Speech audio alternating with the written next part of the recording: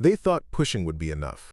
They thought cornering him by the lockers, shoving him against cold marble, laughing as his books scattered across Riverside Prep's pristine hallway would break his spirit like it had broken others before him. Tyler Brooks and his crew had perfected this dance over 3 years, watching scholarship kids fold under pressure, transfer out quietly, disappear into the background where the school preferred them. But what they didn't know about Marcus Chen was that every restrained breath, every controlled step backward, every moment he chose silence over violence was a choice. Not weakness, not fear, discipline.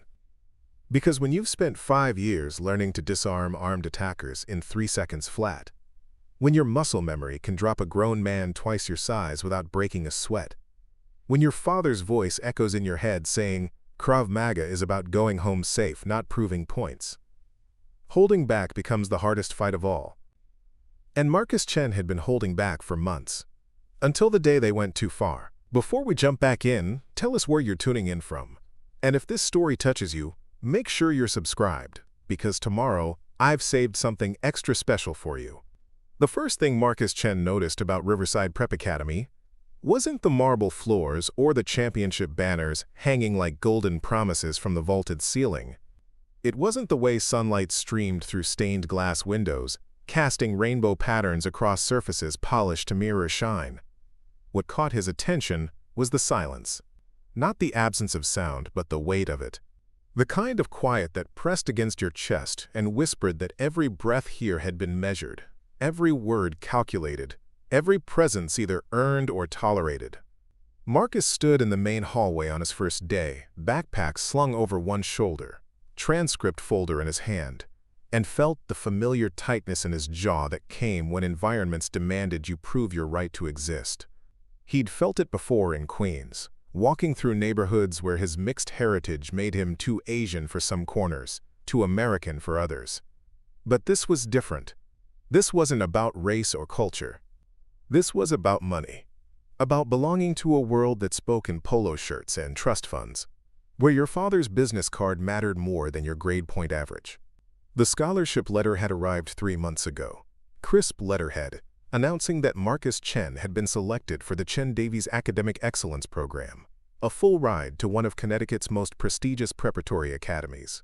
His mother Linda had cried when she read it, hands shaking as she called his name from the kitchen. His father David had simply nodded, the way he nodded when a security contract came through, professional satisfaction mixed with quiet concern about what challenges lay ahead. David Chen understood pressure. 23 years in private security had taught him to read rooms, assess threats, calculate risks. When he looked at the Riverside Prep brochure, with its pristine campus photos and impressive college placement statistics, he saw opportunity wrapped in potential complications, which was why, 2 weeks before Marcus started school, David had pulled his son aside in their garage, the familiar scent of leather and chalk dust hanging in the air like incense. "You remember what I taught you about awareness," David had said, adjusting the heavy bag that hung from reinforced ceiling beams. "In any new environment you watch first. You learn the dynamics. You don't show your hand until you understand theirs." Marcus had nodded, sliding on the fingerless gloves he'd worn since he was 12, since the first day his father introduced him to KRAV MAGA. Not as recreation, not as sport, but as life insurance. David Chen had seen too much in his career to believe the world was safe, had handled too many situations where good people became victims because they couldn't defend themselves when politeness failed and civilization cracked. "Your mother thinks I'm paranoid," David continued, watching Marcus flow through combinations, strikes precise, movements economical. "She thinks private school means safety. Maybe she's right. But if she's wrong, if someone tests you, you remember everything I taught you. You don't start fights. You don't escalate. But if someone puts hands on you, if talking doesn't work, if walking away isn't an option, you end it. Clean, quick, professional." The training had started when Marcus was 12, after an incident in Queens where 3 older boys had cornered him after school, demanding lunch money with the casual cruelty that teenagers perfected when adults weren't watching. Marcus had given them the $5 in his pocket, had walked away without throwing a punch, but the helplessness had burned in his chest for weeks. When he told his father, David's response had been immediate and non-negotiable. "We start tomorrow." 5 years later, Marcus could disable an armed attacker in seconds. He could break holds, reverse momentum, turn an opponent's aggression into their downfall. He understood pressure points and leverage, timing and distance. He knew how to strike without telegraphing, how to move without warning, how to end confrontations before they became fights. But more importantly, he understood control, real control, the kind that let you choose restraint when others chose violence, that let you walk away from fights you could win, because winning wasn't always the objective. Now, standing in Riverside Prep's hallway, Marcus felt the familiar weight of that training settle into his spine. He wasn't looking for trouble, but his father's voice echoed in his memory. Be ready anyway. The first class was Advanced Chemistry, Room 301, 3rd floor. Marcus climbed marble steps worn smooth by decades of expensive shoes, past portraits of distinguished alumni whose names appeared on buildings across New England. The chemistry lab smelled like distilled water and ambition. Long black tables, equipped with state-of-the-art equipment that probably cost more than his family's annual rent in Queens. He chose a seat near the middle, close enough to show engagement, far enough back to observe. The other students filtered in with the easy confidence of people who'd never questioned whether they belonged anywhere. Their conversations flowed around ski trips and summer houses, internships secured through family connections, college applications backed by legacy preferences. Dr. Kim, the chemistry teacher, entered with the brisk efficiency of someone who'd learned to command attention in rooms full of privileged teenagers. She began taking attendance, and Marcus noticed how names rolled off her tongue with practiced familiarity. Prestigious surnames that probably appeared on donor walls. Scholarship recipients whose presence was noted but not celebrated. When she reached his name, Marcus raised his hand slightly. Present. Welcome to Riverside Prep, Marcus, Dr. Kim said with the professional warmth teachers reserved for new students. I understand you're joining us from Queens. That's quite a transition. The room's attention shifted to him like a spotlight, curious but not hostile. Yet. Marcus nodded politely. Yes, ma'am. Thank you. I'm sure you'll find our academic standards here quite rigorous, Dr. Kim continued, and Marcus caught the subtle implication. Challenge disguised as encouragement. Expectation wrapped in concern. I'm ready for the challenge, Marcus replied simply. That was when he first noticed Tyler Brooks. Not the name, not yet, but the presence. 3 rows back, slouched in his chair with the casual arrogance of someone who'd never been told no, Tyler watched the exchange with calculating eyes. He was tall, broad-shouldered, in the way that came from years of elite training and nutrition.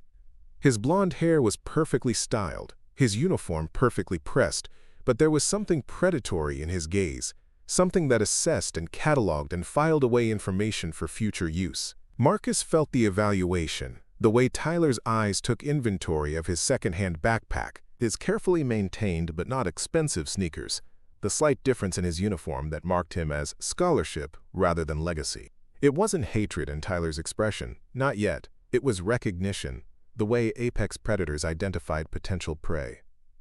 The rest of chemistry passed without incident.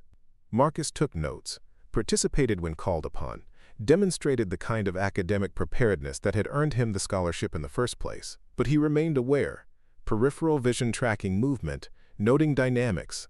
Tyler commanded a subtle court of followers, boys who laughed at his comments and deferred to his judgments. The social hierarchy was clear, established, enforced through mechanisms too subtle for teachers to notice, but too powerful for students to ignore. After class, Marcus gathered his materials deliberately, not rushing but not lingering.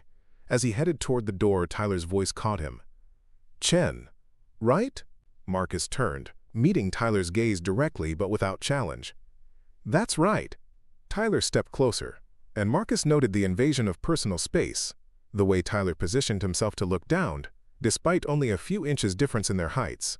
I'm Tyler Brooks. My family's been at Riverside for 3 generations. We like to welcome new students, help them understand how things work here. The words were polite, but the tone carried undertones that Marcus recognized from years of navigating complex social dynamics. This wasn't welcome. This was establishment of hierarchy. "I appreciate that," Marcus replied neutrally. Tyler smiled, but it didn't reach his eyes. "Good. See, Marcus, Riverside has traditions. Standards. We maintain a certain atmosphere here. I'm sure someone from your background understands the importance of fitting in." The phrase, "your background," hung in the air like smoke, innocent enough to deny, but loaded enough to wound. Marcus felt his jaw tighten almost imperceptibly, but his voice remained level. "I'm here to learn." "Of course you are." Tyler's smile widened, and his followers chuckled on cue. "Just remember, scholarship boy, academics aren't everything. There's a social component to success here. Relationships matter. Knowing your place matters." Marcus felt the familiar fire start in his chest, the same heat that had burned when those boys cornered him in Queens 5 years ago. But this time, he had tools. Not just physical techniques, but mental discipline. His father's training went beyond strikes and holds. It included de-escalation, situational awareness, emotional control. "I'll keep that in mind," Marcus said quietly. Tyler studied him for a moment longer, perhaps expecting more reaction, more deference. When Marcus simply held his ground without escalating, Tyler's expression shifted slightly. Not quite frustration, but recognition that this interaction hadn't gone exactly as planned. "Good talk, Marcus. See you around." As Tyler and his crew moved past, Marcus caught fragments of their whispered conversation. "Thinks he belongs here? Scholarship case. Needs to learn." Marcus stood in the emptying hallway, chemistry textbook in his hand, and felt the familiar weight of choice settling on his shoulders. He could report the interaction, document the subtle harassment. He could avoid Tyler and his crew, keep his head down, focus purely on academics, or he could prepare for what experience told him was inevitable. Because Marcus Chen had learned something important in 5 years of KRAV MAGA training. Predators tested boundaries. They pushed until something pushed back. Tyler Brooks had just delivered his first push, carefully calculated, technically deniable, but unmistakably clear in its intent. As Marcus walked toward his next class, he felt his training settle into muscle memory, awareness heightening without conscious effort. He wasn't looking for confrontation, but his father's voice echoed in his mind. "You don't get to choose if someone targets you. You only get to choose how prepared you are when they do." The marble hallway stretched ahead, pristine and polished, hiding its shadows in plain sight. Marcus Chen walked. Preparing and narrating this story took us a lot of time, so if you are enjoying it, subscribe to our channel. It means a lot to us. Now back to the story. Through it with the easy stride of someone who belonged, but underneath, every sense was alert, every instinct activated. The game had begun, even if only one player knew the rules. The cafeteria at Riverside Prep looked like something designed by architects who'd never eaten institutional food. Vaulted ceilings stretched overhead, supported by columns that belonged in a museum rather than a school dining hall. Natural light poured through floor-to-ceiling windows, illuminating tables arranged in precise geometric patterns across polished hardwood floors. Even the lunch line moved with choreographed efficiency, students gliding past stations offering sushi, artisanal sandwiches, and organic salads that cost more than most families spent on dinner. Marcus stood at the entrance with his lunch tray, surveying the social landscape with the same methodical assessment his father had taught him to apply to unfamiliar territory. The seating arrangement told its own story. Athletes clustered near the windows, their Letterman jackets and easy laughter marking them as campus royalty. Student government types occupied the center tables, their animated discussions punctuated by the kind of hand gestures that suggested they were solving world problems between bites of quinoa salad. Artists and theater kids had claimed the alcove near the back, their tables splashed with paint stains and sheet music, their conversations flowing in rapid-fire creativity. And then there were the spaces between. The careful gaps that separated scholarship students from legacy families, new money from old blood, insiders from everyone else. Marcus recognized the geography immediately because he'd navigated similar territories before, just never with stakes this high or margins this narrow. He chose a table near the middle, close enough to observe but not so central as to draw unwanted attention. As he unpacked his lunch, a simple sandwich and fruit his mother had prepared that morning, he became aware of the subtle choreography happening around him. Students moved in predetermined patterns, conversations flowed in established rhythms, and underneath it all ran a current of unspoken rules that governed every interaction. "Mind if I sit here?" Marcus looked up to find a girl about his age, standing beside the table, lunch tray balanced in one hand, phone in the other. She was shorter than him, with dark hair pulled back in a practical ponytail, and eyes that seemed to take in everything at once. Her uniform was regulation perfect, but she wore it with the easy confidence of someone who'd never questioned whether she belonged. "Of course," Marcus replied, gesturing to the empty chair across from him. She settled in with practiced efficiency, immediately pulling out a tablet and stylus. "Sophia Martinez," she said without looking up from her screen. "You're the new transfer, right? Marcus Chen?" Word travels fast. Everything travels fast here. Sophia glanced around the cafeteria with the air of someone conducting surveillance. Small school, big egos, bigger mouths. Tyler Brooks was telling anyone who'd listen about the quote-quote scholarship case from Queens before second period was over. Marcus felt his shoulders tense slightly, but his voice remained neutral. "And what's the general consensus?" Sophia finally looked at him directly, her expression serious but not unkind. "That depends. Are you here to keep your head down and graduate quietly, or are you planning to make waves?" "I'm here to learn." Safe answer. Sophia took a bite of her salad, chewing thoughtfully. "But it's not really up to you, is it? Tyler's already decided you're interesting. That's not necessarily good for your health." Marcus studied her, noting the way her eyes constantly moved, cataloging faces and conversations, storing information with the efficiency of someone accustomed to staying ahead of developing situations. "You seem to know a lot about social dynamics here." "I run the school newspaper," Sophia replied matter-of-factly. "Well, the online version anyway. The print edition died 3 years ago when the administration decided certain stories weren't worth the paper they were printed on. Digital is harder to suppress." "What kind of stories?" Sophia's smile was sharp enough to cut glass, the kind that make donors uncomfortable. "Academic fraud among legacy admissions. Hazing incidents that get classified as, quote, team-building exercises. Teachers who look the other way when certain students break rules that would get scholarship kids expelled." She paused, studying Marcus's reaction. The kind of stories that explain why Tyler Brooks has never faced real consequences for anything he's done in 4 years here. "And what has he done?" "Nothing actionable. Nothing you could prove in a disciplinary hearing. Tyler's too smart for overt aggression. He specializes in psychological warfare. Social isolation. Making people question whether they belong until they remove themselves from the equation." Sophia leaned forward slightly, lowering her voice. 3 transfer students left Riverside in the past 2 years. All scholarship recipients. All after extended campaigns of subtle harassment that never quite crossed the line into punishable territory. Marcus absorbed this information, feeling pieces of a puzzle beginning to arrange themselves in his mind. "Why are you telling me this?" "Because Tyler made a mistake talking about you so publicly. He usually operates in shadows. The fact that he's being open about targeting you suggests either arrogance or desperation. Either way, it creates opportunity." "Opportunity for what?" Sophia's eyes glinted with something that might have been anticipation. "Documentation, pattern establishment, the kind of evidence that makes shadows visible." Before Marcus could respond, the energy in the cafeteria shifted. Conversations didn't stop exactly, but they modulated, volume dropping as attention focused on the entrance. Tyler Brooks had arrived, flanked by his usual entourage. Jake Sullivan walked to his right, lacrosse stick carried like a scepter, blonde hair perfectly tousled in the way that suggested expensive styling products. Connor Walsh flanked the left, broader and quieter, the kind of follower who projected menace through presence rather than words. Behind them came Ryan Porter, phone already out, documenting their entrance like a personal paparazzi. They moved through the cafeteria with the confidence of people who'd never questioned their right to space. Conversations parting before them like water around the bow of a ship. Students nodded acknowledgement, some eager, some nervous, all aware that Tyler's attention could elevate or destroy depending on his mood and their usefulness. Marcus watched the procession with clinical interest, noting details his training had taught him to observe.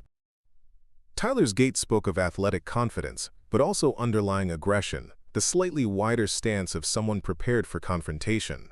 Jake's grip on his lacrosse stick was tighter than necessary, knuckles white with tension that suggested coiled energy looking for release. Connor moved with the measured steps of someone carrying weight, both physical and psychological. Ryan's constant filming suggested someone who viewed life as content, interactions as material to be captured and commodified. They chose a table near the windows, the one with the best view of the entire cafeteria. Not coincidentally, it provided clear sightlines to where Marcus and Sophia sat. "Don't look directly at them," Sophia murmured, her own gaze fixed on her tablet screen. Tyler feeds on attention. He interprets any acknowledgement as either submission or challenge, and right now you don't want to signal either. Marcus kept his eyes on his sandwich, but his peripheral vision tracked the group's movements. He could feel the weight of their attention like pressure against his spine. The familiar sensation of being assessed and catalogued that he'd experienced in hostile environments before. "How long has this been going on?" Marcus asked quietly. "Tyler's reign? Since sophomore year, when his father made a 7-figure donation to the new athletic complex. Before that, he was just another entitled rich kid. The money bought him influence, and influence bought him immunity." Sophia's fingers moved across her tablet screen with practiced efficiency.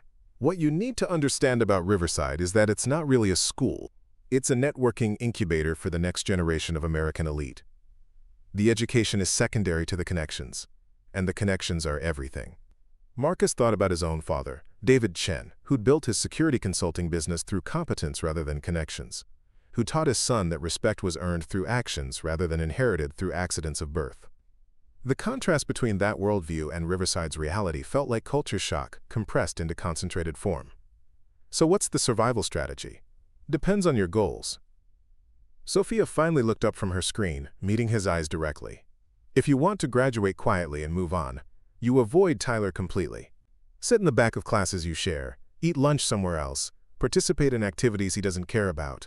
Become invisible." "And if I don't want to be invisible?" Sophia's smile was equal parts admiration and concern. "Then you better be prepared for war. Because Tyler doesn't just dislike challenges to his authority. He destroys them." As if summoned by their conversation, Tyler's voice carried across the cafeteria, pitched just loud enough to reach their table without seeming intentionally directed. "Jake, you hear about the new scholarship program? Apparently they're recruiting from some pretty rough neighborhoods now. Diversity initiatives, you know. Trying to add some street credibility to our pristine academic environment." Laughter rippled from Tyler's table, carefully modulated to sound casual rather than malicious. But the words were chosen with surgical precision, each one designed to hit specific pressure points. Scholarship. Rough neighborhoods. Street credibility. Implications wrapped in plausible deniability. Marcus felt his jaw clench involuntarily, the same automatic response that had gotten him in trouble before his father's training taught him better. But this time, instead of reacting, he applied the mental disciplines David Chen had drilled into him alongside the physical techniques. Breathe. Assess. Choose your response rather than letting emotion choose for you. "He's testing you," Sophia murmured, "seeing if you'll take the bait." Marcus took a deliberate bite of his sandwich, chewing slowly, using the mundane action to center himself. When he spoke, his voice was barely above a whisper. "What kind of documentation do you need?" Sophia's eyes widened slightly, recognition flickering across her features. "Video is best. Audio is good. Multiple witnesses are golden. Pattern establishment requires at least 3 incidents, preferably with escalating severity. And if he escalates beyond words, then we pray you're smart enough to make sure the cameras catch who started it." The rest of lunch passed in relative calm, but Marcus could feel the tension building like atmospheric pressure before a storm. Tyler's group made periodic comments, never quite crossing into actionable territory, but maintaining a steady drumbeat of implied hostility. Marcus ate methodically, participated in Sophia's casual conversation about classes and teachers, and mentally cataloged every face, every voice, every detail that might become relevant later. When the lunch period ended, he walked past Tyler's table on his way to dispose of his tray. As he passed, Tyler's voice followed him, just loud enough to be heard but quiet enough to maintain plausible innocence. "Hey Marcus, welcome to Riverside. Hope you find everything you're looking for here." Marcus paused, turned slightly, and met Tyler's gaze directly for the first time since their chemistry class encounter. Tyler's blue eyes held the kind of cold calculation that Marcus had learned to recognize as genuinely dangerous, the look of someone who enjoyed power and wasn't particular about how he exercised it. "Thank you," Marcus replied simply. "I'm sure I will." He walked away without waiting for a response, but he could feel Tyler's attention like a laser pointer between his shoulder blades. The game was officially beginning, and both players knew it. That afternoon, Marcus found himself in advanced physics with Dr. Patterson, a thin man whose passion for quantum mechanics bordered on obsession. The classroom was arranged in tiered rows, university style, designed to facilitate lectures rather than discussion. Marcus chose a seat in the third row, close enough to demonstrate engagement while maintaining tactical awareness of entry and exit points. The material was challenging, but not beyond his capabilities. Marcus had always excelled in sciences, finding comfort in the logical progression of cause and effect, the predictable relationships between variables.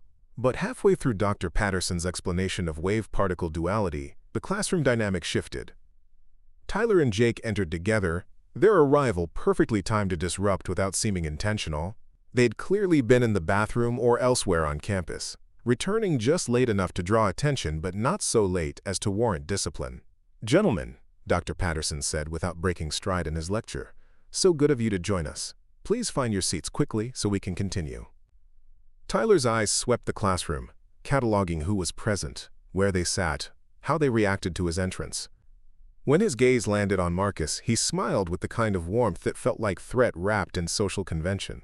The lecture continued, but Marcus found himself divided between the material and maintaining awareness of Tyler's position 2 rows behind him. It was a familiar sensation from his childhood in Queens, the heightened alertness that came from navigating spaces where danger might emerge without warning. After class, as students gathered their materials and filed toward the door, Tyler's voice cut through the ambient noise. "Marcus, hold up a second." Marcus finished packing his bag with deliberate calm, then turned to face Tyler and Jake, who had positioned themselves between him and the nearest exit, not quite blocking his path but making their presence unavoidable. "Great lecture, right?" Tyler said with conversational ease.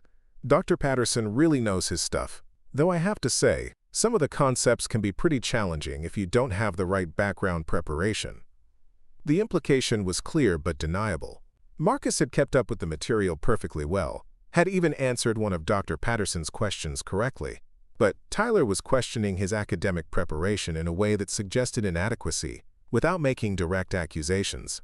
"Physics is physics," Marcus replied neutrally. "The principles don't change based on zip code." Tyler's smile tightened almost imperceptibly. "Of course not. I just meant that Riverside's academic standards can be quite rigorous compared to, well, public school systems. We wouldn't want anyone to feel overwhelmed." Jake chuckled on cue, the sound carrying just enough mockery to sting without being overtly hostile. Marcus felt his training kick in automatically, peripheral vision tracking both opponents, body positioning shifting subtly to maintain balance and freedom of movement. "I appreciate the concern," Marcus said evenly, "but I think I'll manage." "I'm sure you will." Tyler stepped slightly closer, invading personal space in a way that felt deliberate. "Just remember, academics are only part of the Riverside experience. Social integration matters too. Making the right connections, understanding the culture, knowing where you fit in the hierarchy." The word hierarchy hung in the air like a challenge. Marcus recognized the moment for what it was, a formal establishment of dominance. Tyler's attempt to position himself as alpha and Marcus as subordinate in their developing relationship. This was the moment his father had prepared him for, not with specific techniques, but with mental frameworks. How you responded to the first challenge set the tone for everything that followed. Submit, and you became a permanent target. Escalate, and you created enemies you might not be ready to handle. The key was finding the narrow path between the two extremes. Everyone finds their place. Eventually, Marcus said quietly, usually right where they belong. It was Tyler's turn to pause, his expression flickering as he processed the response. There was nothing overtly challenging in Marcus's words, nothing that could be reported or criticized. But there was also no submission, no acknowledgement of Tyler's assumed authority. Jake shifted slightly, recognizing the tension even if he didn't fully understand its source. The moment stretched, filled with unspoken communication and carefully controlled aggression. Finally, Tyler stepped back, his smile returning but lacking its earlier warmth. "Absolutely, I couldn't agree more." He adjusted his backpack strap with theatrical casualness. "See you around, Marcus. I have a feeling we're going to get to know each other really well." As they walked away, Marcus heard fragments of their conversation, Jake's voice carrying just far enough to be audible. "Thinks he's tough. Needs adjustment. Show him how things work." Marcus stood alone in the emptying classroom. Dr. Patterson already gone, fluorescent lights humming overhead. He felt the familiar weight of choice settling on his shoulders, the same sensation he'd experienced in Queens when those older boys first targeted him. The difference was that now he had tools, both physical and mental, that he'd lacked then. He also had something else, a growing understanding that this wasn't just about him. Sophia's comments about previous scholarship students, about patterns of harassment, about documentation and evidence, suggested a larger story waiting to be told. Marcus Chen had come to Riverside Prep to get an education, but he was beginning to realize that his real education might not happen in classrooms.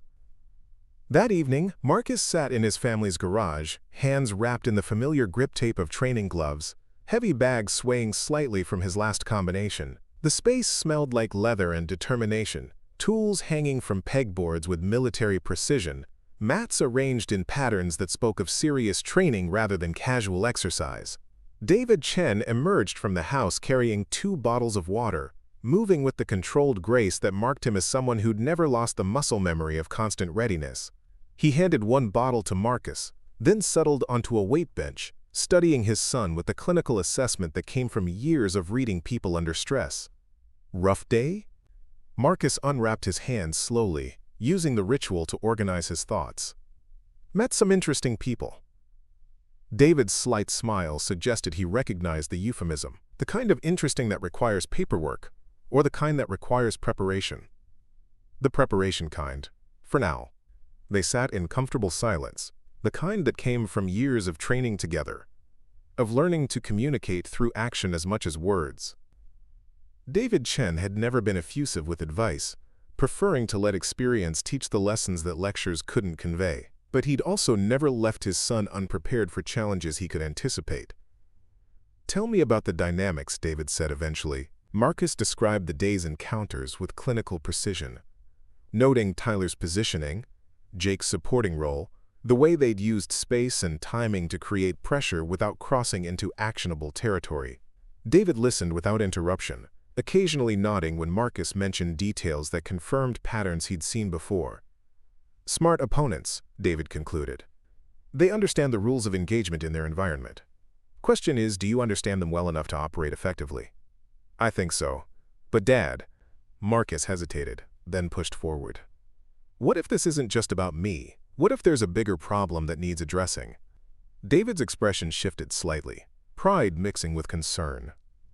"Then you better make sure you're prepared for the scope of what you're taking on. Individual conflicts are manageable. Institutional problems require different approaches, different allies, different risks." "What would you do?" "I'd gather intelligence first. Understand the full scope of the problem, identify key players and their motivations, assess available resources and potential consequences." David stood, beginning to wrap the heavy bag's chains. "And I'd remember that sometimes the best way to win a fight is to make sure the right people are watching when it happens." As they cleaned up the garage, Marcus felt pieces of a larger strategy beginning to form in his mind. Tyler Brooks might be his immediate problem, but Riverside Prep Academy's culture was the underlying issue. Individual survival tactics wouldn't address systemic problems, and Marcus was beginning to understand that his fight might be bigger than just personal defense. Later that night, lying in bed with homework spread across his comforter, Marcus stared at the ceiling and thought about choices. He could follow Sophia's advice about invisibility, could navigate Riverside's social hierarchy with the careful precision of someone who understood their place in the food chain. It would be safer, smarter, more likely to result in graduation without incident. But it would also mean accepting that Tyler Brooks got to define the terms of Marcus's existence. that bullies got to determine who belonged and who didn't, that institutional power could suppress individual dignity without consequence. Marcus thought about his father. The chemistry lab incident happened 3 days later, during what should have been a routine titration experiment. Marcus had paired with David Kim, a quiet junior whose methodical approach to lab work matched Marcus's own preference for precision over speed. They'd set up their equipment with careful attention to Dr. Kim's specifications, burette clamped securely, solutions measured to exact volumes, pH indicators arranged in perfect sequence. Marcus was recording initial readings when he felt the familiar shift in atmospheric pressure that meant trouble was approaching. Tyler Brooks appeared at the adjacent lab station, ostensibly checking on his own partner's work but positioning himself close enough to Marcus's setup to create what would appear to be an accident waiting to happen. "Interesting technique you're using there, Marcus," Tyler said, voice pitched just loud enough to draw attention from nearby students. "Very unconventional. I guess different schools teach different methods." The comment was designed to suggest incompetence while maintaining plausible innocence. Marcus continued his measurements without looking up, but his peripheral vision tracked Tyler's movements with the automatic awareness his father had drilled into him. "Standard procedure," Marcus replied neutrally, eyes fixed on his graduated cylinder. Tyler leaned closer, allegedly examining Marcus's setup but actually invading his workspace in a way that felt deliberately intrusive. "Really? Because Dr. Kim usually prefers the Henderson-Hasselbalch approach for this particular experiment. Maybe you missed that in the prep reading?" David Kim glanced up nervously, recognizing the tension but uncertain how to respond. Marcus felt the familiar tightness in his jaw that signaled his body preparing for confrontation, but he applied the breathing techniques his father had taught him, oxygen flowing to his brain instead of his fists. "There's more than one valid approach," Marcus said quietly, still not looking directly at Tyler. "Of course there is." Tyler's smile carried the kind of condescension that felt like fingernails on chalkboard. "I just wouldn't want you to struggle with the calculations. The math can get pretty complex if you're not used to this level of analytical thinking." The insult was carefully crafted, questioning Marcus's intellectual capability while wrapped in apparent concern. Around them, other students had begun to notice the interaction, conversations quieting as attention focused on the developing drama. Marcus finally looked up, meeting Tyler's gaze directly. "I think I can handle it." For a moment, they stared at each other across the narrow space between lab benches, and Marcus saw something flicker in Tyler's eyes. Not fear exactly, but recognition. Tyler was accustomed to targets who either submitted immediately or escalated dramatically, providing him with clear victory or justification for retaliation. Marcus's calm refusal to play either role seemed to surprise him. "I'm sure you can," Tyler said finally, but his voice had lost some of its earlier confidence. As Tyler moved away, Marcus caught the whispered exchange between him and Jake Sullivan, who'd been watching from 2 stations over. "Thinks he's smart. Needs a reality check." After class, Marcus returned to his experiment, but part of his attention remained focused on the developing situation. His father's training had taught him to recognize escalation patterns, and Tyler's behavior suggested someone moving from psychological testing to more direct confrontation. The experiment proceeded without further incident, but Marcus could feel eyes on him throughout the remainder of class. Some curious, some sympathetic, some anticipating drama with the voyeuristic hunger that seemed to infect teenagers whenever conflict emerged. When the bell rang, Marcus packed his materials with deliberate calm, not rushing but not lingering. As he headed toward the door, Tyler and Jake positioned themselves in the hallway just outside the chemistry lab, close enough to the exit that any student leaving would have to pass within arm's reach. "Marcus, hold up," Tyler called as Marcus emerged from the classroom. Marcus paused, assessing the situation with tactical awareness. The hallway was crowded with students changing classes, providing witnesses but also potential complications. Tyler and Jake had positioned themselves near a row of lockers, creating a natural corridor that would funnel Marcus toward them if he wanted to reach his next class on time. "Something on your mind?" Marcus asked, stopping just outside Tyler's immediate reach but close enough for conversation. Tyler's smile was sharp enough to cut steel. "Just wanted to make sure you understood the lab assignment. Sometimes the material here can be overwhelming for students who aren't used to our academic standards." Jake chuckled on cue, the sound carrying just enough mockery to sting. Marcus felt his training activate automatically, body positioning shifting to maintain balance and freedom of movement without appearing defensive. "The material was fine," Marcus replied evenly. "Good, good." Tyler stepped closer, invading personal space in a way that felt calculated. "Because we've had some transfer students struggle with the transition. Academic pressure, social adjustment, the whole culture shock thing. It can be pretty intense." The implication was clear but deniable. Tyler was suggesting that Marcus might crack under pressure, that his presence at Riverside was tenuous, that his success was questionable. "I appreciate the concern," Marcus said quietly, "but I think you'll find I adjust pretty well to new situations." Tyler's expression flickered, recognition passing through his eyes like storm clouds. There was nothing overtly challenging in Marcus's words, but there was also no submission, no acknowledgement of Tyler's assumed authority. "We'll see," Tyler said finally. "Sometimes people think they're tougher than they actually are. Reality has a way of correcting those misconceptions." As Tyler and Jake moved past him toward their own classes, Marcus caught fragments of their whispered conversation. "Cocky little. Needs humbling. Lunchtime." Marcus continued to his next class, but his mind was already processing the information. Tyler was escalating, moving from verbal testing to implied threats. The pattern suggested someone building toward more direct confrontation, testing boundaries to see how far he could push before meeting resistance. That afternoon, Marcus found himself in American government with Ms. Rodriguez, one of the few teachers at Riverside who seemed genuinely interested in challenging students' assumptions rather than simply reinforcing their existing worldviews. The classroom buzzed with the kind of intellectual energy that came from discussing real issues rather than abstract theories. "Today we're examining the concept of institutional power," Ms. Rodriguez announced, perching on the edge of her desk with the casual authority of someone who commanded respect through competence rather than position. "How do organizations maintain control? What happens when individuals challenge established hierarchies? Marcus, you've experienced multiple educational systems. How do power dynamics differ between institutions?" Marcus felt the attention of the entire class focus on him, some faces curious, others calculating. Tyler sat 3 rows back, expression neutral, but eyes sharp with interest. "Power structures exist everywhere," Marcus said carefully, "but they're maintained differently depending on the environment. Some institutions rely on formal authority, others on social pressure, others on economic leverage." "Interesting. Can you elaborate on social pressure specifically?" Marcus chose his words with precision, aware that anything he said would be analyzed and potentially weaponized. "Social pressure works by making conformity seem like the only rational choice. It creates costs for resistance that can seem to outweigh the benefits of standing up for principles. And how do individuals respond to that pressure? Depends on what they're willing to sacrifice for their convictions." Ms. Rodriguez nodded approvingly, but Marcus could feel Tyler's attention like a laser pointer between his shoulder blades. The discussion continued, ranging across topics of civil rights, institutional racism, and the mechanisms by which power perpetuated itself.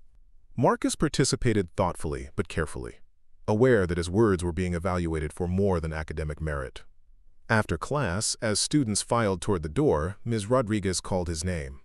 "Marcus, can you stay for a moment?" Marcus waited as the classroom emptied, noting that Tyler lingered near the door before finally departing with obvious reluctance. "How are you adjusting to Riverside?" Ms. Rodriguez asked once they were alone. "It's an adjustment," Marcus replied honestly. Ms. Rodriguez studied him with the clinical assessment of someone who'd taught long enough to recognize warning signs.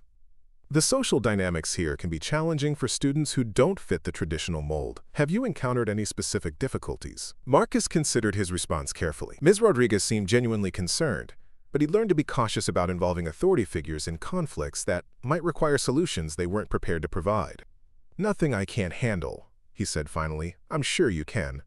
But Marcus, institutional problems require institutional solutions. Individual resilience is admirable, but it shouldn't be the only defense against systemic issues."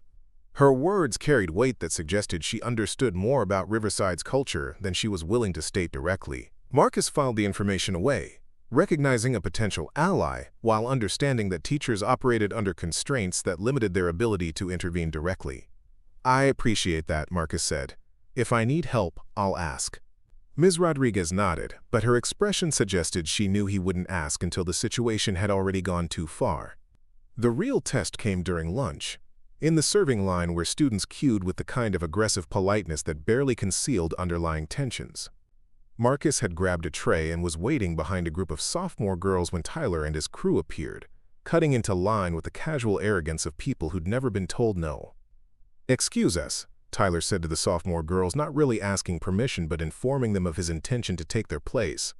The girls shifted aside automatically, conditioned by years of social hierarchy to defer to senior athletes without question. Marcus found himself directly behind Tyler, close enough to smell the expensive cologne and hear the quiet conversation Tyler was conducting with Jake. "Scholarship boy thinks he's smart. Time for adjustment. After lunch," Marcus maintained, his position in line, not retreating but not escalating. When Tyler suddenly stopped moving, causing Marcus to step closer than normal social distance would dictate, Marcus recognized the manufactured confrontation for what it was. "Personal space, queens," Tyler said, turning partially to face Marcus while maintaining his position in line. "We have different concepts of appropriate boundaries here." The comment was designed to suggest that Marcus was either aggressive or ignorant of social norms. Several students turned to observe the interaction, their expressions ranging from curiosity to anticipation. "Sorry," Marcus said neutrally, stepping back exactly one pace. "Didn't realize you'd stopped." Tyler's smile was sharp with satisfaction. "No problem. I understand things work differently where you come from. Here at Riverside, we value personal space and mutual respect." The implication that Marcus's background made him naturally disrespectful was clear to everyone listening. Marcus felt his jaw clench involuntarily, but applied the mental disciplines his father had taught him, oxygen flowing to his brain instead of his fists. "Mutual respect," Marcus repeated quietly. "That's a good principle." Tyler's expression flickered, recognizing that Marcus had neither submitted nor escalated but had somehow turned the comment back on him. The moment stretched, filled with unspoken communication and carefully controlled tension. "Absolutely," Tyler said finally, his smile not quite reaching his eyes. "I'm glad we understand each other." As they moved through the serving line, Marcus became aware of the surveillance network that had formed around him. Students positioned themselves to observe the interaction, phones discreetly recording, conversations pausing as attention focused on the developing drama. Sofia Martinez appeared at his elbow as he reached for a sandwich, her own tray balanced expertly in one hand. "Smooth," she murmured without looking directly at him. "You're learning to navigate the politics here. Is that what this is? Everything here is politics. The question is whether you want to play defense or offense." Marcus considered her words as they moved toward the cashier. Tyler had taken a table near the windows, position chosen to provide maximum visibility for whatever was going to happen next. "What's the difference?" Sophia's smile was sharp with anticipation. "Defense means reacting to what they do to you. Offense means making them react to what you choose to reveal about them." As they found seats at a table with clear sight lines to Tyler's group, Marcus began to understand that his individual conflict with Tyler was part of a larger pattern that other students had been documenting and analyzing. The question was whether he was willing to become part of their strategy or continue trying to handle the situation through purely personal means. The answer came 15 minutes later when Connor Walsh approached their table carrying a full glass of orange juice and wearing the kind of smile that suggested accident was about to be redefined. "Marcus, right?" Connor said, positioning himself just close enough to their table that any sudden movement would result in spillage. "Tyler wanted me to invite you to sit with us. You know, school unity, welcoming new students, that kind of thing." The invitation was obviously a setup, designed to create a situation where Marcus would either have to submit to Tyler's authority or provide justification for retaliation. Marcus glanced at Sophia, who was already reaching for her phone with movements so subtle they appeared accidental. "That's generous," Marcus replied carefully, "but I'm comfortable here." Connor's smile widened. "Come on, don't be antisocial, we're just trying to be friendly." "I appreciate the gesture, but I prefer to finish my lunch in peace." "Peace." Connor repeated the word as if it were foreign to him. "You know what I think? I think you're being deliberately unfriendly. Maybe even hostile." The accusation was designed to create a scenario where anything Marcus said in his own defense could be interpreted as aggressive. Marcus felt his training activate, peripheral vision tracking Connor's position relative to his glass of orange juice, while maintaining awareness of Tyler's table across the cafeteria. "I'm just eating lunch," Marcus said quietly. "Are you sure? Because your attitude seems pretty confrontational to me." Connor shifted his weight, the movement causing orange juice to slosh dangerously close to the rim of his glass. Marcus realized with crystal clarity that he was about to be doused with citrus, that Connor would claim it was an accident caused by Marcus's aggressive body language, and that the incident would be used to justify whatever escalation Tyler had planned. Which was when Marcus made a choice that surprised everyone, including himself. Instead of preparing to defend against the inevitable spill, instead of trying to de-escalate the situation through words, instead of waiting for Connor to make his move, Marcus stood up smoothly and walked directly toward Tyler's table. The cafeteria noise dimmed as students recognized that something significant was happening. Conversations paused, phones appeared, attention focused on the small drama unfolding near the windows. Marcus stopped just outside Tyler's personal space, close enough for conversation but far enough to avoid appearing aggressive. His voice was quiet but clear enough to carry to nearby tables. "I got your invitation," Marcus said simply. "But I think there's been a misunderstanding about what kind of welcome you're offering." Tyler blinked, clearly surprised that Marcus had chosen to approach rather than react defensively to Connor's provocation. The script they'd written didn't account for this response. "I'm not sure what you mean," Tyler said carefully. Marcus glanced back at Connor, who was still standing near Sophia's table, holding his glass of orange juice like a weapon he wasn't sure how to deploy. Then he looked back at Tyler, meeting his eyes directly. "I think we both know exactly what I mean." The silence that followed was thick enough to cut. Students at nearby tables had stopped pretending to eat, their attention focused entirely on the confrontation. Tyler's crew sat frozen, uncertain how to respond to a situation that had deviated from their planned script. Finally, Tyler smiled, but there was no warmth in it. "I think you're being paranoid, Marcus. We're just trying to be welcoming." "Then I'm sure you'll understand if I choose my own table." Marcus turned and walked back to Sophia, who was recording everything with the discreet efficiency of someone who understood the value of documentation. As he sat down, he could hear whispered conversations erupting across the cafeteria like small fires catching. Connor remained standing for another moment, orange juice still in hand, before finally returning to Tyler's table without having accomplished his mission. "That was either brilliant or suicidal," Sophia murmured, not looking up from her phone. "Maybe both." Marcus resumed eating his sandwich, but he could feel the weight of attention from across the cafeteria. Tyler was no longer testing boundaries or establishing dominance through subtle means. The careful escalation had been disrupted, the psychological warfare exposed, and Marcus had demonstrated that he was neither intimidated nor easily manipulated. Which meant, Marcus realized with crystal clarity, that Tyler would now be forced to either back down publicly or escalate to more direct confrontation. As the lunch period wound down, Marcus caught fragments of conversations from nearby tables. Students were discussing what they had witnessed, analyzing the interaction, debating what it meant for the established social order. Some seemed impressed by Marcus's calm refusal to be intimidated. Others appeared concerned about the potential consequences of challenging Tyler Brooks so directly. But all of them were talking, and Marcus understood that Tyler's most powerful weapon had always been the silence that surrounded his actions. That silence had just been broken. As students began clearing their trays and heading to afternoon classes, Tyler appeared at Marcus's table one final time. "Interesting lunch," Tyler said conversationally.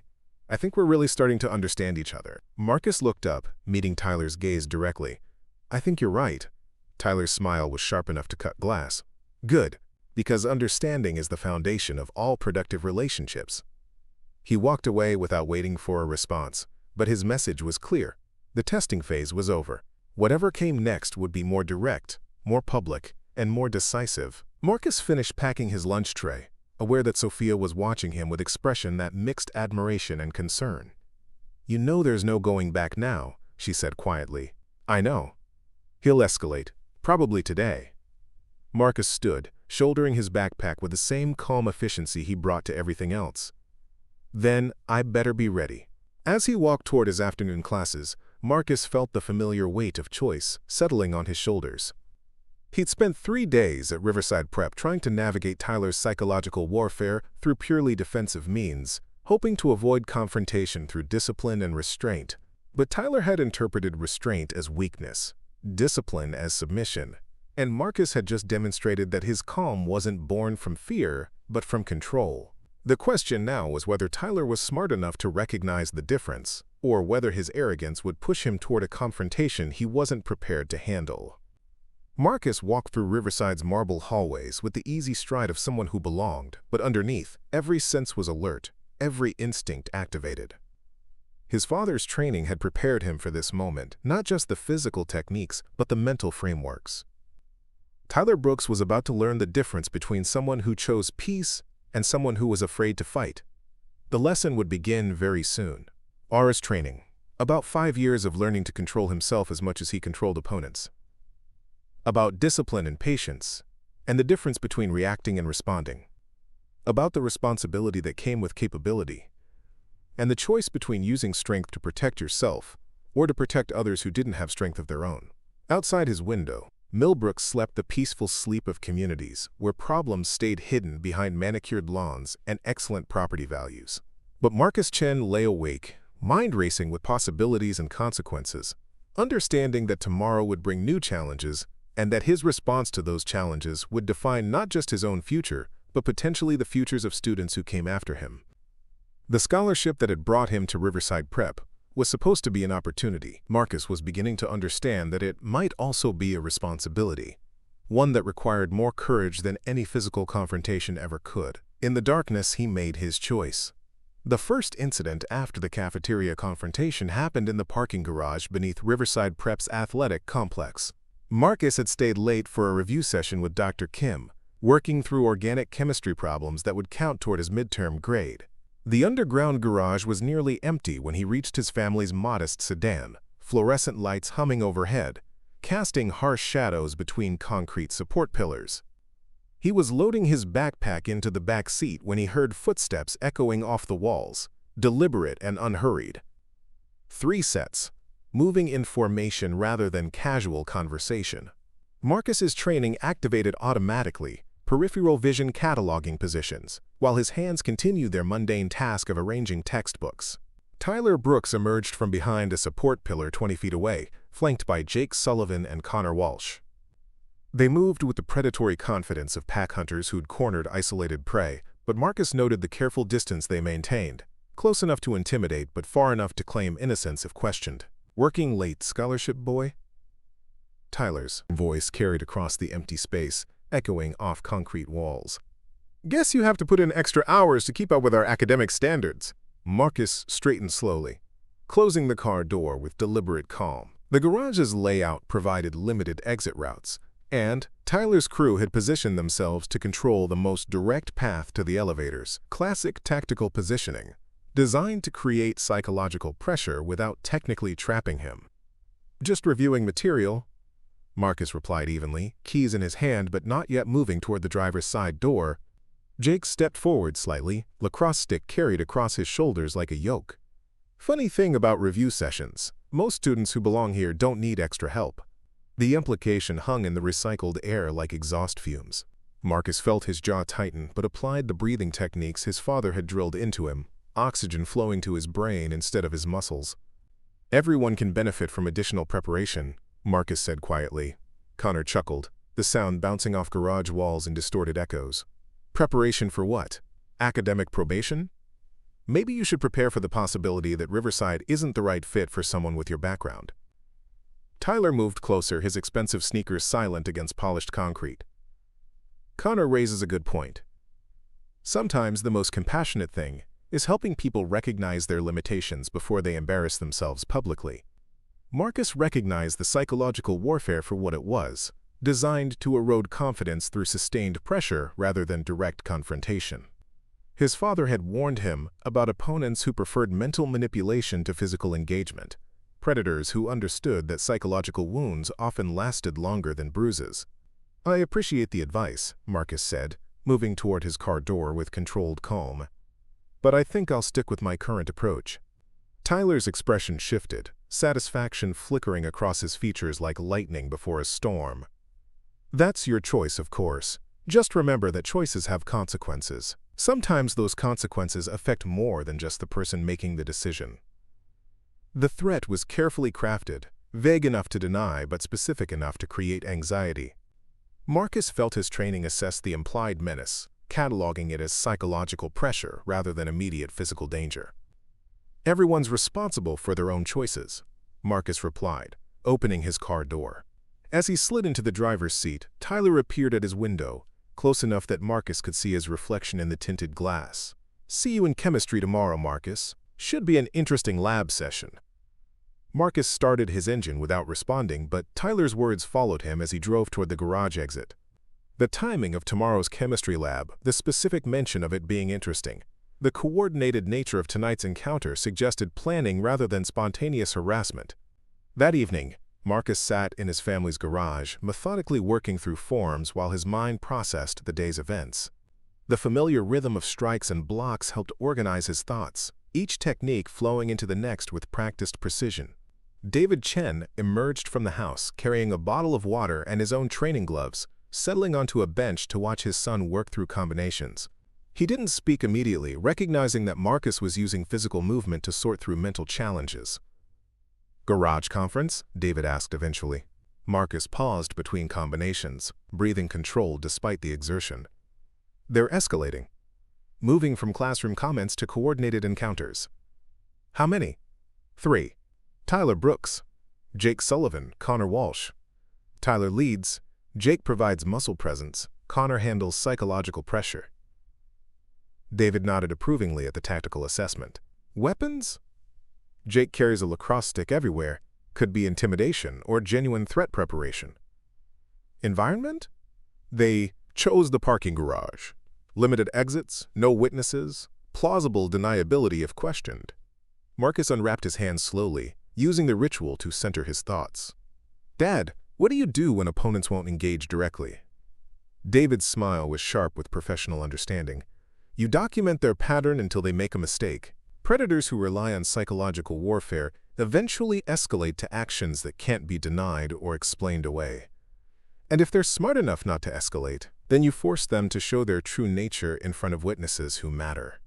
Marcus absorbed this advice, understanding that his father wasn't just talking about physical confrontation, but about strategic thinking. The garage encounter had been carefully planned to avoid accountability, but it also revealed Tyler's preferred tactics and timeline. "Tomorrow's chemistry lab," Marcus said. "They're planning something." David stood, beginning to wrap the heavy bag's chains. "Then you better make sure the right people are watching when it happens." The next morning brought gray skies and the kind of persistent drizzle that made Riverside Prep's manicured grounds look like a postcard from a more melancholy season. Marcus arrived early, noting the unusual number of students congregating near the chemistry wing despite the weather. Sophia Martinez intercepted him near his locker, phone already out, expression focused with journalistic intensity. "Something's happening today," she said without preamble. "Tyler's been recruiting witnesses all morning. Whatever he's planning, he wants an audience." Marcus absorbed this information while organizing his materials for morning classes. "Any idea what kind of audience?" "Mixed. Some of his usual supporters, but also neutral students who wouldn't normally pay attention to interpersonal drama." Sophia's fingers moved across her screen with practiced efficiency. "That suggests he's confident about the optics of whatever's coming." "Confident or desperate?" Sophia's smile was sharp with analytical pleasure. "With Tyler, those often amount to the same thing." First period passed without incident, advanced calculus proceeding through derivatives with the methodical precision that mathematics demanded. But Marcus could feel anticipation building in the hallways, conversations that paused when he passed, glances that lingered longer than normal social interaction required. Second period brought American literature with Mr. Harrison, a thin man whose passion for Hemingway bordered on obsession. The classroom discussion focused on themes of grace under pressure, which struck Marcus as ironically appropriate given the circumstances. "Santiago maintains his dignity despite overwhelming odds," Mr. Harrison was saying, referring to the old man in the sea. His strength comes not from victory, but from refusing to surrender his principles under pressure. Marcus participated thoughtfully in the discussion, but part of his attention remained focused on Tyler, who sat 2 rows behind him making occasional comments that seemed designed more to demonstrate intellectual superiority than genuine engagement with the material. "Marcus," Mr. Harrison said during a pause in discussion, "you've experienced significant transitions recently. How do you think personal upheaval affects one's ability to maintain core principles?" The question carried weight beyond its academic context, and Marcus felt the attention of the entire class focus on him.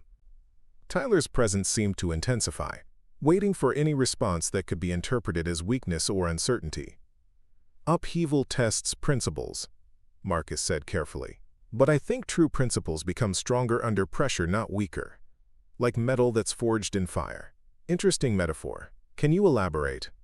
Marcus chose his words with precision, aware that everything he said would be analyzed for multiple meanings. When you know who you are and what you stand for, external pressure just confirms your internal strength. It's when people aren't sure of their values that stress causes them to compromise. Mr. Harrison nodded approvingly, but Marcus caught Tyler's expression in his peripheral vision, recognition flickering across his features like lightning before a storm.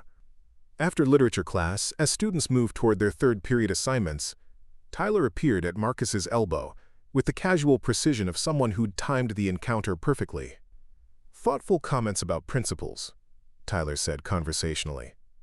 "I'm curious to see how those principles hold up under real pressure." Marcus paused at his locker, not looking directly at Tyler, but maintaining awareness of his position. Principles aren't much good if they only work in comfortable situations. Exactly my point. Tyler's smile carried the kind of satisfaction that suggested he'd just heard confirmation of something he'd suspected. Chemistry lab should be very educational today. As Tyler walked away, Marcus felt the familiar tightness between his shoulder blades that marked him as being watched.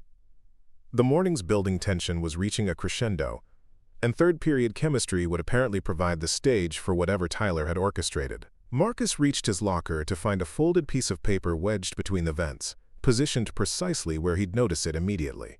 He unfolded it slowly, recognizing the same careful handwriting he'd seen on academic assignments. Some accidents can't be prevented. Some mistakes can't be undone. Some people need to learn their place before they hurt themselves. No signature, but the message was unmistakably from Tyler's circle. Marcus felt his training assess the threat level, cataloging it as psychological pressure with implied physical consequences. He photographed the note with his phone, documenting time and location, then folded it carefully and placed it in his backpack's interior pocket. The chemistry lab buzzed with unusual energy when Marcus arrived, Dr. Kim already arranging equipment for what appeared to be a more complex experiment than usual. Glass apparatus gleamed under fluorescent lights, solutions arranged in precise rows, safety equipment positioned with military precision. "Today we're working with stronger acids," Dr. Kim announced as students took their assigned positions. "Sulfuric acid requires additional safety precautions. Safety goggles are mandatory, gloves are required, and absolutely no deviation from specified procedures." Marcus noted Tyler's position at a station directly adjacent to his own, close enough to interact during the experiment but far enough to maintain plausible independence. Jake Sullivan had somehow maneuvered into the same lab group despite not being enrolled in advanced chemistry, his presence explained by Dr. Kim as observational learning for students considering course advancement. The experiment required precise measurements of concentrated acids, careful temperature control, and methodical documentation of chemical reactions. Marcus worked with his usual attention to detail, but his peripheral vision tracked Tyler's movements with the automatic awareness his father had trained into him. 20 minutes into the lab session, as students were recording intermediate results and preparing for the next phase of the experiment, Tyler made his move. "Marcus, could you help me understand your calculation method?" Tyler asked, voice pitched loud enough to draw attention from nearby groups. "Your approach seems different from what Dr. Kim demonstrated." The request was designed to create a situation where Marcus would have to lean over Tyler's workstation, positioning himself vulnerably while appearing helpful and collaborative. Marcus recognized the tactical trap, but also understood that refusing would provide Tyler with ammunition for future harassment. "Sure." Marcus replied, approaching Tyler's station with controlled calm. Tyler had arranged his materials to require Marcus to reach across an open beaker of sulfuric acid to point at specific measurements on his datasheet. The positioning was carefully calculated, creating a scenario where any unexpected movement would result in dangerous contact with corrosive chemicals. Marcus assessed the situation with tactical awareness, noting Tyler's body position, Jake's proximity, the location of safety equipment. Instead of reaching across the acid as Tyler expected, Marcus moved around the table to examine the datasheet from a different angle. "Your measurements look accurate," Marcus said, pointing to specific calculations. "But you might want to double-check the molar ratios." Tyler's expression flickered with frustration, his carefully orchestrated scenario disrupted by Marcus's refusal to position himself vulnerably. "Could you show me the calculation?" "I think there might be an error in my approach." This time, the request was more direct, designed to force Marcus into the compromising position Tyler needed for whatever he'd planned. Marcus felt his training assess multiple response options, weighing risks against potential outcomes. "Actually," Marcus said, stepping back from the table, "Dr. Kim could explain it better than I can." "Dr. Kim?" The teacher approached their station, drawn by Marcus's respectful but clearly audible request for assistance. Her presence immediately changed the dynamic, providing adult supervision that complicated any plans Tyler might have had. "What seems to be the problem?" Dr. Kim asked, examining Tyler's work with professional attention. "Tyler was asking about molar calculations," Marcus said simply. "I suggested you could provide more authoritative guidance." Dr. Kim spent the next 5 minutes working through the calculations with Tyler, her explanation detailed and precise.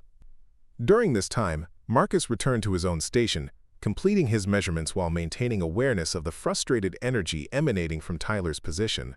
Jake Sullivan had positioned himself near the supply table, ostensibly organizing equipment, but actually creating a barrier between Marcus and the nearest exit. The coordination suggested a plan that required Marcus to be isolated and vulnerable, circumstances that Dr. Kim's presence had temporarily prevented. As the class period wound toward its conclusion, students began cleaning their stations and organizing their materials for storage. Marcus worked methodically, securing his samples and washing his equipment with the careful attention to detail that chemistry demanded. That's when the accident happened. Connor Walsh, who'd appeared near the supply table despite not being enrolled in the class, somehow managed to collide with Jake Sullivan while carrying a tray of empty beakers. The glass shattered against the floor, in an explosion of sharp fragments, the sound echoing off laboratory walls like gunshots. Students jumped back from the breaking glass, several girls shrieking in surprise, everyone's attention focused on the dramatic crash. In the moment of distraction and confusion, Tyler moved. His elbow caught Marcus's beaker of sulfuric acid, sending it spinning across the lab table toward Marcus's notebook and exposed skin. But Marcus's training had prepared him for exactly this kind of manufactured crisis, his peripheral vision tracking movement even while his conscious attention was focused elsewhere. Marcus's hand shot out with practiced precision, catching the beaker before it could spill, his movement controlled and economical despite the speed required. The sulfuric acid remained contained, the dangerous spill prevented, the apparent accident revealed as deliberate sabotage. The laboratory fell silent except for the quiet drip of cleaning solution and the hum of ventilation fans. Dr. Kim stared at the scene with growing understanding, her professional assessment clearly recognizing that beakers didn't simply leap across tables without external force. "Interesting reflexes," Tyler said into the silence, his voice carrying a note of frustrated admiration. Almost like you were expecting something to happen, Marcus set the beaker down carefully, its contents still contained, then met Tyler's gaze directly. "Good thing I was paying attention." Dr. Kim's expression shifted as she processed the implications of what she'd witnessed. The broken glass, the convenient distraction, the perfectly timed elbow, the suspicious coordination of students who shouldn't have been in her laboratory all combined to paint a picture that was difficult to ignore. "Mr. Brooks," she said quietly, "please remain after class. Mr. Sullivan, Mr. Walsh, you as well." Tyler's confident expression faltered slightly, recognition flickering across his features that his carefully orchestrated scenario had not only failed, but had potentially exposed him to administrative consequences. Marcus finished cleaning his station with methodical calm, documenting his experimental results with the same precision he brought to everything else. As he packed his materials, he became aware of whispered conversations around the laboratory, students discussing what they'd witnessed with the kind of excitement that came from observing drama without being directly involved. Sofia Martinez appeared at his elbow as he headed toward the door, her expression mixing admiration with concern. "That was either the luckiest catch in chemistry lab history," she murmured, "or you've got reflexes that would make a ninja jealous. Sometimes paying attention pays off." Marcus replied neutrally. "Sometimes it does." Sofia's smile was sharp with journalistic satisfaction, especially when multiple people are recording the moment when pure coincidence reveals itself as something considerably more deliberate. As they left the laboratory, Marcus could hear Dr. Kim's voice beginning what sounded like a very serious conversation with Tyler and his accomplices. The carefully planned harassment had not only failed but had potentially created the kind of documented evidence that could lead to real consequences. That afternoon, Marcus found himself called to the office of Vice Principal Harrison, a thin man whose primary concern seemed to be maintaining Riverside Prep's reputation rather than addressing the underlying issues that threatened it. "Marcus," Mr. Harrison said as he settled behind his desk, "I understand there was some kind of incident in chemistry lab today." Marcus sat quietly, waiting for Harrison to reveal how much he knew and what angle he planned to take.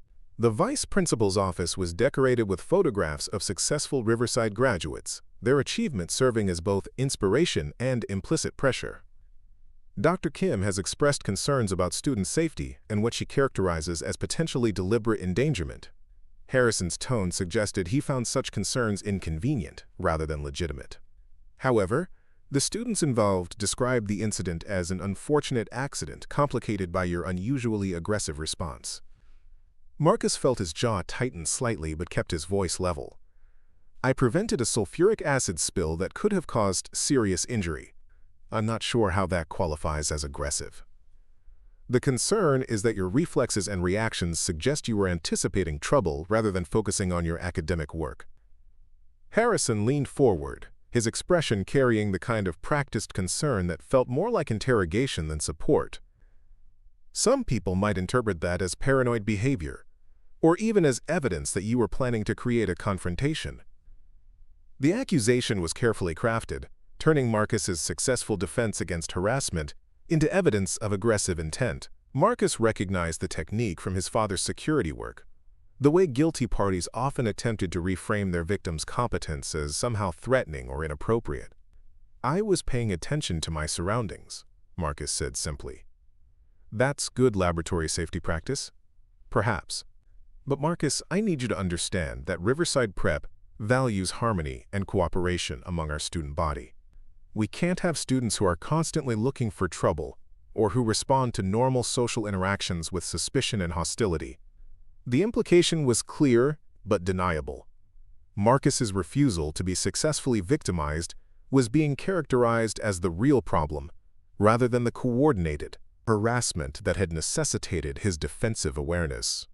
"I haven't been looking for trouble," Marcus replied quietly, "but I also won't pretend not to notice when trouble is looking for me." Harrison's expression shifted, recognizing that Marcus wasn't going to accept responsibility for other students' behavior or apologize for his own competence. "I'm going to strongly suggest that you focus on your academic responsibilities and avoid any actions that could be interpreted as confrontational," Harrison said finally. "Riverside Prep has a zero-tolerance policy for violence, and that includes any behavior that could be seen as threatening or aggressive." Marcus understood that he was being warned against defending himself effectively, that his competence was being redefined as aggression, and that any future incidents would likely be blamed on his refusal to submit quietly to harassment. "I understand," Marcus said, standing to leave. "I hope you do," Harrison replied. "Because the next time we have this conversation, it might involve your parents and a discussion about whether Riverside Prep is the right academic environment for someone with your particular approach to social interaction." As Marcus left the vice principal's office, he understood that Tyler's harassment campaign had evolved beyond individual intimidation to institutional support. The administration wasn't just failing to address the problem. They were actively positioning themselves to blame Marcus for any consequences that resulted from his refusal to be victimized quietly.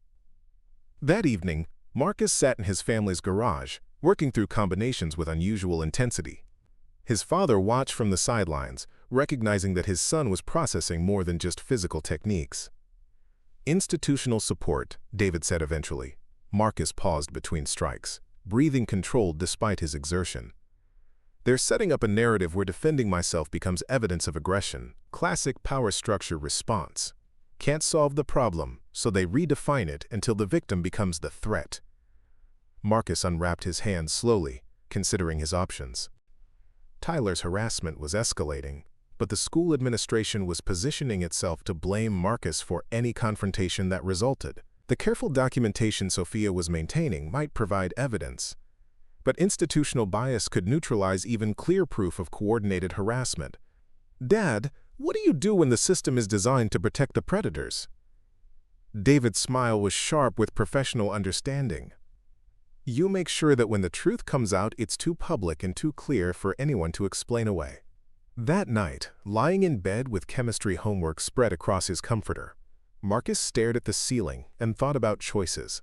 He could continue trying to navigate Tyler's harassment through purely defensive means, hoping that adult intervention would eventually address the situation.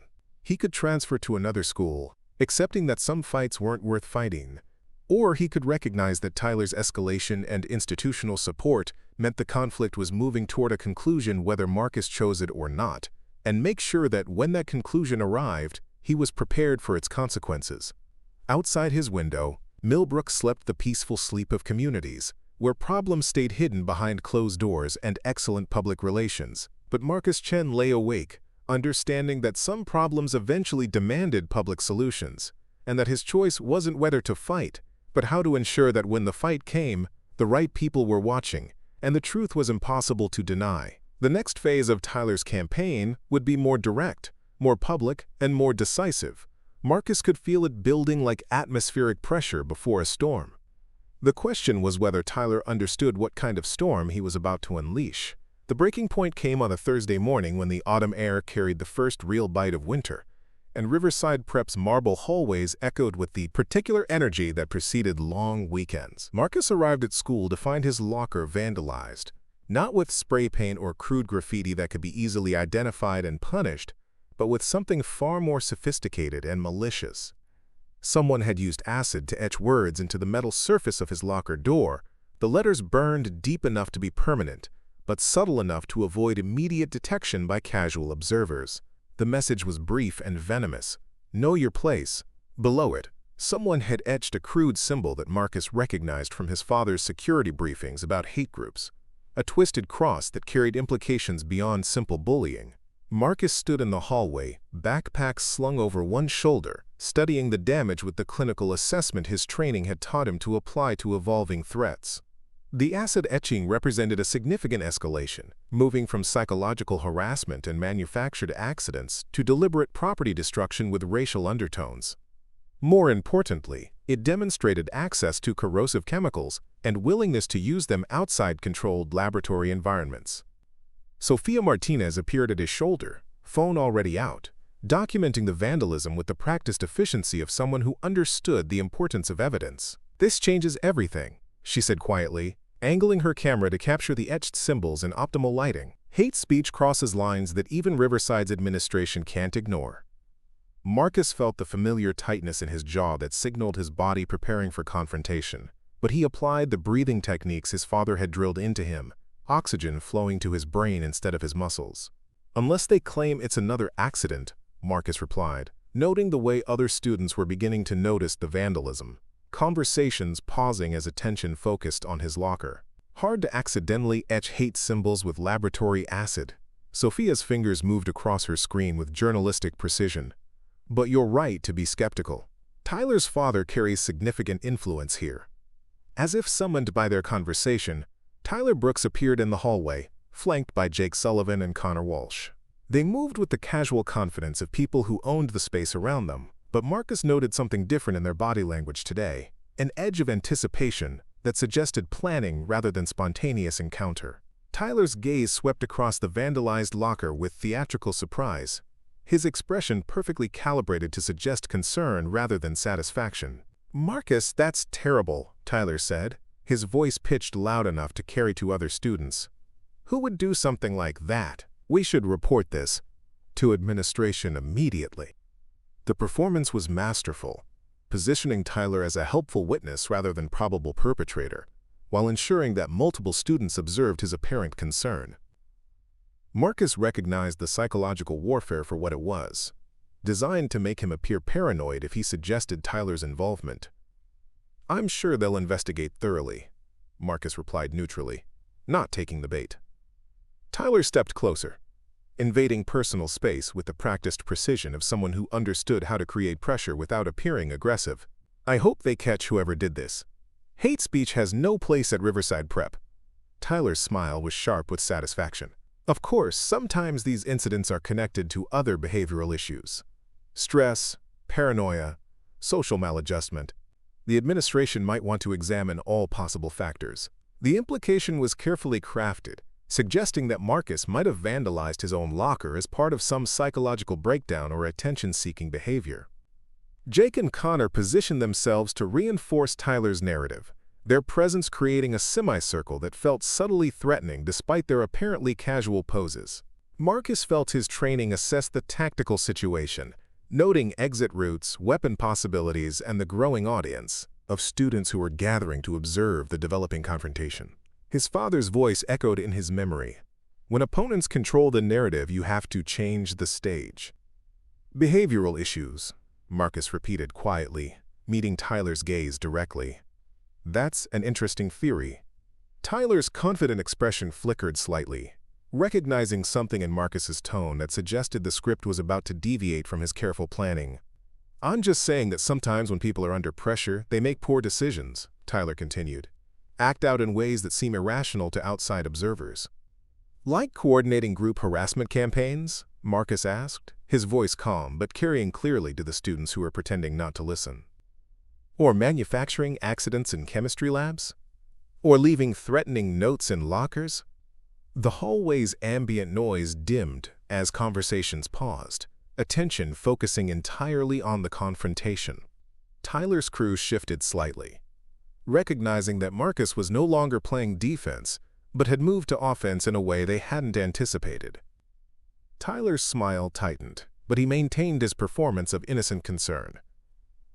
"I'm not sure what you're implying, Marcus. Are you feeling all right? Maybe the stress of adjusting to Riverside's academic standards is affecting your judgment." Marcus felt the familiar clarity that came before sparring matches, peripheral vision expanding as his training took control of his responses. Tyler was pushing for a reaction, trying to provoke either submission or explosion that could be used to justify whatever escalation he'd planned. "My judgment is fine," Marcus said quietly, clear enough to recognize patterns, document evidence, and understand when psychological warfare crosses into hate crimes. The words hate crimes hung in the recycled air like a challenge, and Marcus saw something flicker in Tyler's eyes that looked almost like recognition. Not fear, but acknowledgement that Marcus understood the game being played and was prepared to name it publicly. "That's a serious accusation," Tyler said, his voice losing some of its earlier confidence. "I hope you have evidence to support claims like that." Sophia stepped forward slightly, phone still recording, her expression sharp with journalistic satisfaction. "Actually, we do. Quite a lot of it." Tyler's gaze snapped to Sophia, calculating visible in his expression as he reassessed the situation. The presence of documentation, the public nature of the confrontation, and Marcus's refusal to be intimidated had combined to create circumstances Tyler hadn't anticipated. "Evidence of what?" Tyler asked carefully. "Pattern establishment," Sophia replied with professional precision. "Coordinated harassment, manufactured incidents, escalating threats. The kind of evidence that makes civil rights violations very difficult to explain away." Marcus watched Tyler process this information, seeing the moment when arrogance shifted to calculation. Tyler was smart enough to recognize that the careful deniability he'd maintained might not survive systematic documentation and analysis, which was when Tyler made the decision that changed everything. Instead of backing down or attempting further verbal maneuvering, Tyler stepped forward and placed his hand on Marcus's chest, fingers splayed across the school logo on his uniform shirt. It wasn't quite a shove, but it was unmistakably physical contact, aggressive and intrusive in a way that crossed legal lines. "You think you're smart," Tyler said, voice tight with frustrated anger. "But you don't understand how things work here. You don't understand who has power and who doesn't." Marcus felt Tyler's hand against his chest, the pressure deliberate and challenging, and his father's training activated with crystalline clarity. 5 years of KRAV MAGA had taught him to recognize the moment when de-escalation failed and physical response became necessary. The hallway seemed to slow around him, students frozen in anticipation, fluorescent lights casting harsh shadows across marble floors. Marcus could hear his father's voice like a whisper in his memory. "When someone puts hands on you, when talking doesn't work, when walking away isn't an option, you end it clean and quick." Marcus's left hand rose with fluid precision, fingers wrapping around Tyler's wrist where it pressed against his chest.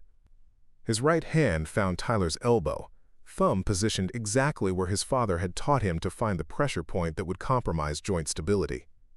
Tyler's eyes widened as he realized his hand was trapped, that what he'd intended as intimidation had become tactical disadvantage. He tried to pull away, but Marcus's grip was controlled and implacable, years of training compressed into muscle memory that responded faster than conscious thought. "You're right," Marcus said quietly, his voice carrying clearly in the sudden silence. "I don't understand how things work here, but I understand how physics works." Marcus stepped forward slightly, using Tyler's trapped arm as leverage, while his right foot swept in a precise arc behind Tyler's legs. The technique was textbook KRAV MAGA, designed to unbalance opponents without causing permanent injury, and Tyler went down hard but controlled, his back hitting the marble floor with a sound that echoed off hallway walls like thunder. Marcus released Tyler's wrist immediately, stepping back with his hands visible and non-threatening, demonstrating that he'd used exactly the force necessary to end the confrontation without escalation to ongoing violence. The hallway erupted in chaos. Students shouted, phones appeared like flowers blooming in spring, voices overlapped in excitement and disbelief. Jake Sullivan stepped forward aggressively, but Connor Walsh grabbed his arm, recognition flickering across his face that Marcus's response had been too controlled, too professional to be the work of an amateur. Tyler lay on the floor for a moment, more shocked than injured, staring up at Marcus with an expression that mixed disbelief with something that might have been fear. He'd expected either submission or wild swinging, not the kind of precise technique that suggested serious training and restraint. "He attacked me," Tyler gasped, struggling to sit up. "Everyone saw it. He attacked me." But the phones were already uploading, and the truth was preserved in digital amber. Tyler pushing first, Marcus responding with controlled precision, the entire sequence documented from multiple angles, with audio that captured every word. Sophia's voice cut through the chaos with journalistic authority. Tyler Brooks initiated physical contact. Marcus Chen responded with minimal necessary force to disengage. Everything is recorded. Dr. Kim appeared in the hallway, drawn by the commotion, her expression shifting from concern to recognition as she assessed the situation.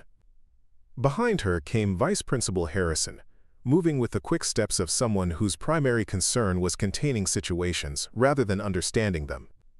"What happened here?" Harrison demanded, his gaze sweeping across the scene with administrative calculation. Multiple voices began talking at once, but Sophia's clear pronunciation cut through the noise.